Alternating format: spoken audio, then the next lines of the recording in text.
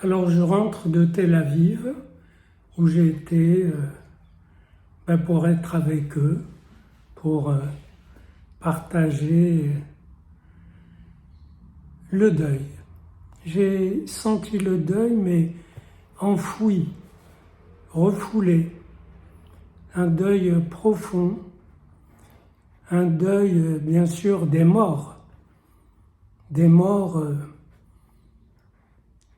qui souvent ont été tués deux fois, tués et ensuite mis en morceaux, défigurés, etc.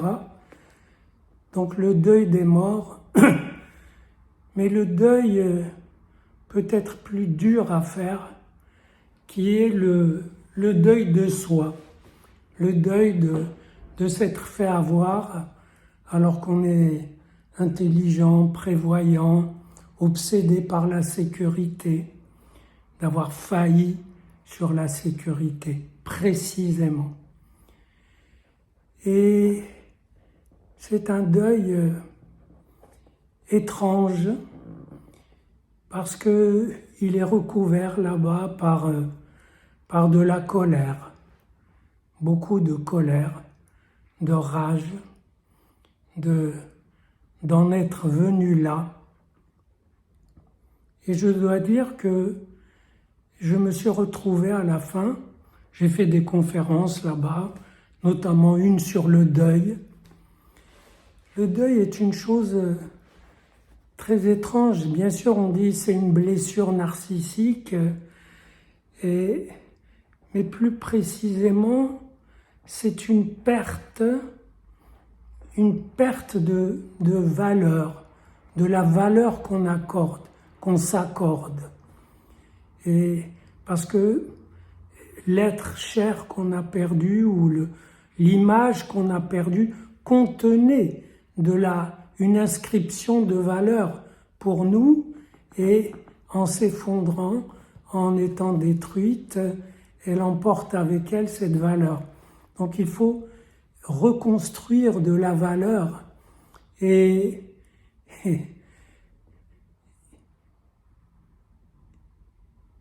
il faut essayer que ça ne soit pas dans le même esprit. Une des choses que j'ai entendues le plus fréquemment là-bas, c'est « rien ne sera plus comme avant ».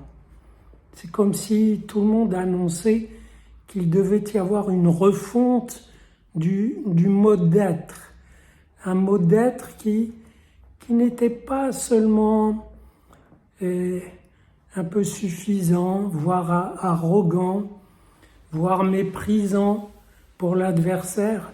Mépriser à l'adversaire, c'est un des grands péchés dans la vie. Et dans la guerre, encore plus. Parce que la méconnaissance de l'adversaire, c'est aussi une méconnaissance de soi, des limites et des contours de sa propre existence. C'est vrai qu'ils ont une circonstance atténuante, disons. C'est que ça n'entre pas facilement dans la tête des gens que l'adversaire en face ne veut pas la terre. Parce qu'on se serait assis à une table pour négocier les contours, les frontières. Il ne veut pas la terre, il veut la guerre, et même mieux que la guerre, il veut tuer les Juifs. Ça n'entre pas dans la tête des gens, d'ailleurs ça n'entre pas dans la tête des Occidentaux, dans votre tête. Pour la plupart des Occidentaux, il y a eu le 7 octobre parce qu'il n'y a toujours pas d'État palestinien, qu'on leur a toujours pas donné une terre, qui veut libérer la Palestine. Tiens, la Palestine, même l'OLP, Organisation de libération de la Palestine, les modérés, palestiniens modérés, veulent libérer la Palestine de ces Juifs. Mais même, disons, ils veulent dans l'idée occidentale et l'idée israélienne aussi, banale, c'est qu'ils combattent pour avoir un État. Mais pas du tout. Ils combattent pour tuer du juif le plus possible. Et à la limite, on comprend qu'un chef de gouvernement comme Netanyahou, un peu parano, donc normalement devant veiller à toutes les failles possibles de la sécurité, eh bien, a distillé pendant 20 ans l'idée que le Hamas n'attaquerait pas. Et c'est pas une idée folle. Le Hamas n'avait pas intérêt à attaquer. Parce qu'il obtiendrait quoi? Il obtiendrait la ruine de Gaza, il obtiendrait la mort de la plupart de ses combattants qui est en cours, il obtiendrait peut-être de perdre le pouvoir. Donc ce n'est pas rationnel. Et on essaye de penser à une rationalité de l'adversaire. Donc pour ma part, c'est pas que j'excuse Netanyahou d'avoir distillé l'idée que le Hamas n'attaquerait pas. Je n'ai ni à l'excuser ni à l'accuser, mais je trouve que l'idée que le Hamas n'attaquerait pas n'était pas tellement absurde, puisque en attaquant, il crée une situation désastreuse. Si la guerre continue, si la guerre est interrompue, il aura la victoire. Et il aura eu raison d'attaquer, non pas parce qu'il gagne quelque chose là-dedans, il ne gagne qu'une chose, c'est d'avoir marqué un grand massacre de Juifs. Le plus grand, en effet, depuis la Shoah. Donc, cette idée que l'autre ne veut qu'une chose, c'est vous tuer, n'est pas une idée qui entre facilement dans la tête des gens et qui n'a pas été tellement pratiquée en Europe. Vous voyez, les guerres européennes, c'était pas des guerres où ce qu'on veut, c'est d'abord tuer l'autre. On veut le vaincre et discuter des frontières. Et voilà. Alors, donc le deuil est un deuil profond. C'est pas une bonne nouvelle d'apprendre que l'autre veut vous tuer pour appliquer des appels de son texte fondateur. Parce que le Hamas, c'est une branche c'est rattaché aux frères musulmans qui ne font que rénover l'islam en le ramenant à ses origines. Et ses origines, c'est le Coran et les hadiths, le Coran et la Sunna. Et dans ces textes est écrit que les Juifs sont maudits par Allah, qu'il ne les aime pas. Et d'ailleurs, on les étiquette ennemis d'Allah, comme si ils avaient à aimer un Dieu qui ne les aime pas. Mais bon, c'est un détail dans la masse des illogismes et des absurdités. Et donc, c'est pas une bonne nouvelle d'apprendre que le djihad qu'on aurait cru désuet, mort avec l'État islamique, pas du tout. Ça fait partie d'un texte que des gens pieux veulent faire vivre et sans cesse revivre. Ça a produit l'empire musulman à une certaine époque, mais cet empire lui-même, fruit du djihad et de la colonisation qui s'ensuit, des terres conquises, cet empire lui-même n'était qu'une étape vers l'islamisation globale. Il y a une globalisation de la soumission à Allah qui est programmée. Voilà, donc c'est pas une bonne nouvelle pour les Juifs, mais c'est pas une si bonne nouvelle non plus pour les Arabes, parce que être scotché à une religion et une idéologie qui vous programme la mort de l'autre, les Palestiniens l'ont vécu, les Arabes de Palestine l'ont vécu, puisque par 3 ou 4 fois, les États arabes, le monde arabe, les a forcés à refuser un État palestinien en 47, en 67, etc., parce que chaque fois, il fallait préparer une guerre contre les Juifs, même de la part d'États comme la Syrie, l'Égypte, qu'on aurait cru plus modernes, voire modérés sur les questions fondamentales de la religion. Mais pas du tout, ils préparaient un djihad. La guerre qui se préparait en 67 et que Israël a prise de court en prenant les devants, c'était un djihad, c'était mentionné comme tel. Et ceux qui disent mais non, tout ça c'est de la religion, comme ils ont dépassé la religion, ils croient que tout le monde l'a dépassé. C'est un petit effet narcissique en passant, mais beaucoup disent mais non, les Palestiniens, les gens du Hamas, ils n'ont pas tué des Juifs, ils ont tué des Israéliens, des colons.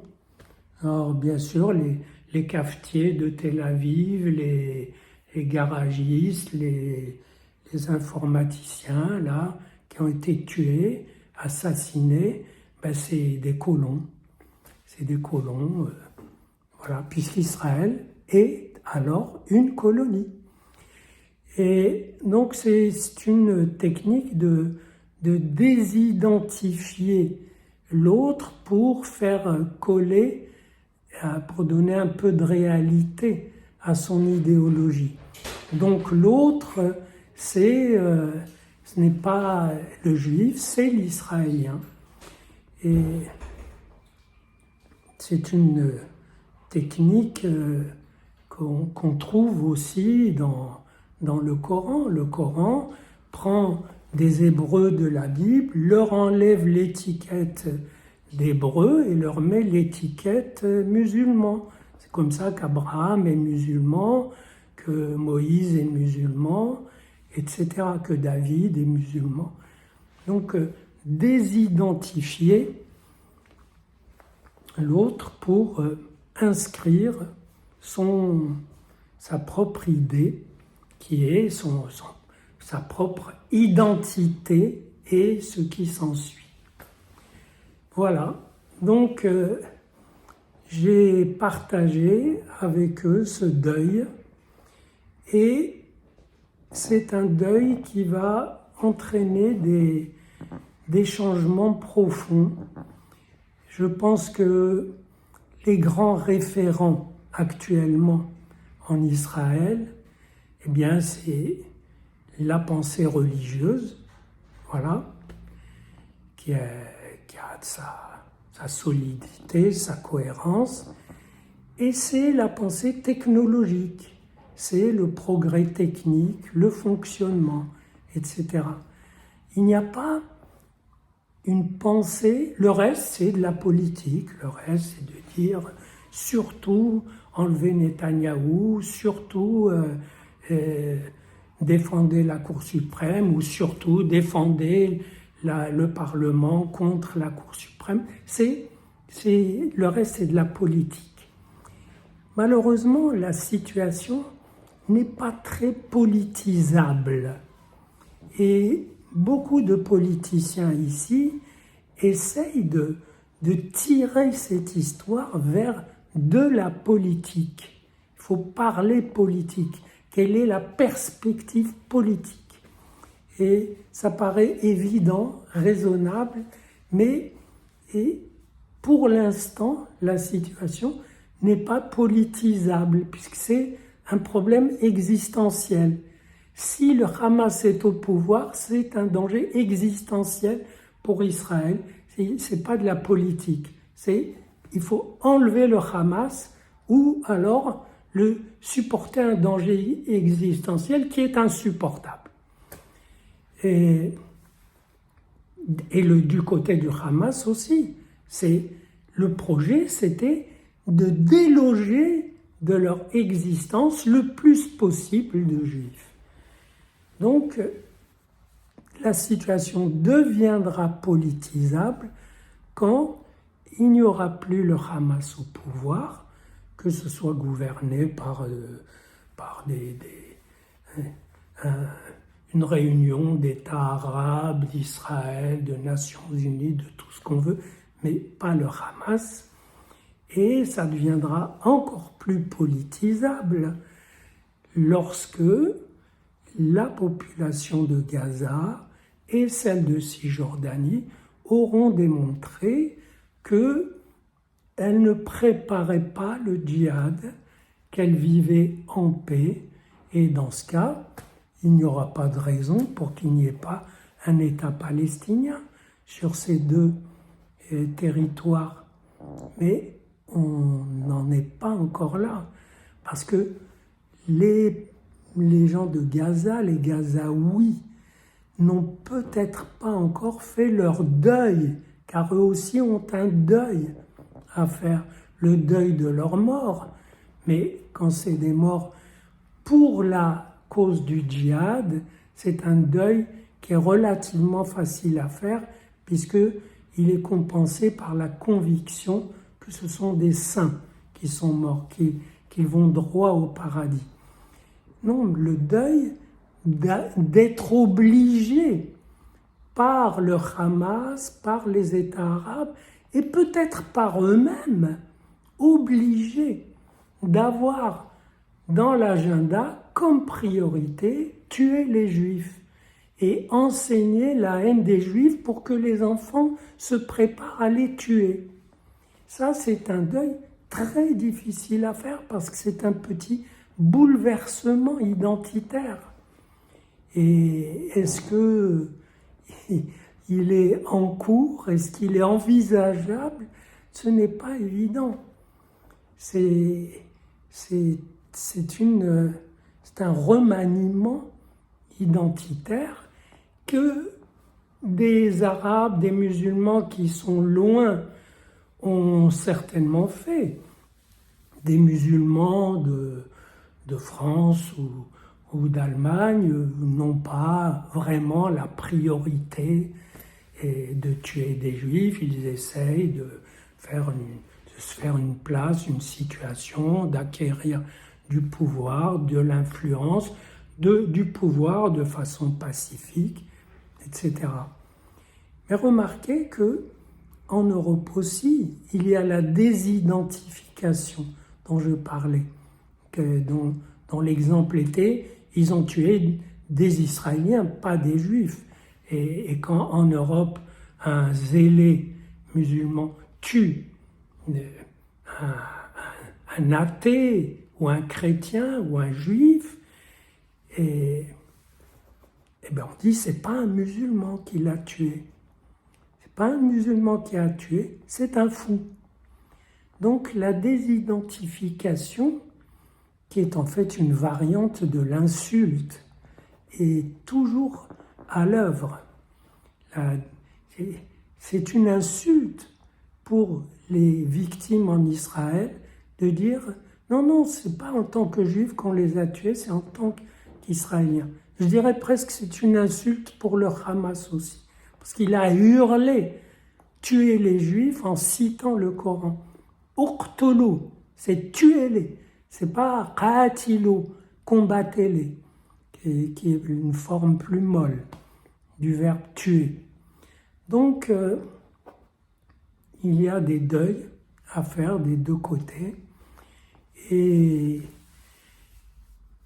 peut-être pour les témoins, il y a l'obligation, je dirais par simple dignité, honnêteté, de s'informer sur l'histoire, sur le problème et de ne pas entonner des refrains évidents. Mais oui, libérer la Palestine, ben oui, et ils sont opprimés, donc ils veulent libérer la Palestine, puisque c'est des Palestiniens. Voilà, ben, ça tombe sous le sens. C'est comme ça que le langage paresseux s'empare des esprits et les enferme. Et c'est peut-être un deuil que doivent faire la plupart des autres, des témoins, que de désenfermer leur esprit, de s'intéresser aux dimensions profondes de ce qui se passe et de ne pas avoir peur si ces dimensions vont vers des choses que eux méprisent, des choses comme la religion, la croyance. Et il ne faut pas mépriser ça. La croyance est une forme d'amour. Les gens aiment ce texte coranique et vivent avec. Et simplement, on n'est pas obligé d'accepter qu'ils l'appliquent sur nous. Et bien sûr, j'ai enquêté là-bas, j'ai demandé à tous et à chacun, et alors que pensez-vous de la situation? Pensez-vous qu'il faut arrêter la guerre pour récupérer les otages? Le dernier à qui je l'ai demandé, c'est le taxi qui m'emmenait à l'aéroport pour le retour. Et bien sûr, mis à part ceux qui détestent tellement Netanyahou, qu'ils le détestent plus qu'ils ne devraient détester le Hamas. Ceux-là disent non, ce qu'il faut c'est arrêter la guerre, ça suffit, et récupérer les otages et surtout enlever Netanyahou. Mais mis à part cela, la plupart, et notamment cet émouvant conducteur qui m'a ramené à l'aéroport et qui l'a dit plus fort que les autres, il m'a dit si on arrête la guerre et non seulement on donne la victoire au Hamas, mais l'histoire ne retiendra que le 7 octobre, c'est-à-dire cette horreur qu'a vécu le pays. L'histoire ne retiendra pas la riposte. Et c'est vrai, c'est très important la riposte. Parce que dans la Shoah, il n'y a pas eu une riposte des Juifs à la Shoah. Le régime nazi s'est effondré pour d'autres raisons très indépendantes des Juifs. Et dans tous les massacres de Juifs qu'il y a eu, il n'y a pas eu de riposte. Dans l'effondrement de l'État hébreu au VIe siècle avant notre ère, il n'y avait pas de riposte. Dans la perte de souveraineté, il n'y a jamais eu de riposte. Et là, s'il n'y a pas de riposte au 7 octobre, ça serait un deuil totalement infaisable. Et je comprends que la plupart de ceux qui m'ont répondu, même certains qui détestent Netanyahou, m'ont dit on est obligé de reconnaître qu'il fait le travail, qu'il mène la guerre. Et donc, ils disent les otages, c'est un sujet douloureux, c'est une douleur de plus, une torture de plus, mais l'essentiel, c'est de vaincre ces tueurs.